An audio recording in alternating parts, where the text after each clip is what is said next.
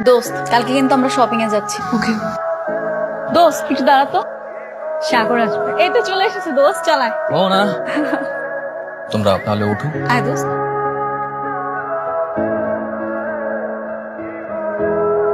ঠিক আছে চলো। এটাই তাহলে আমার শ্বশুর বাড়ি। হ্যাঁ চলো পরে। চালায়। মা, মা কোথায় তুমি? কি রে, কি হয়?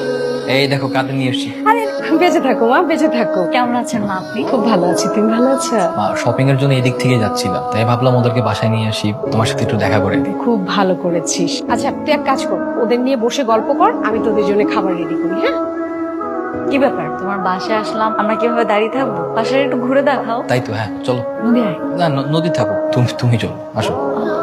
আচ্ছা ঠিক আছে দোস্ত, তুই একটু দাঁড়া, আমি আসছি।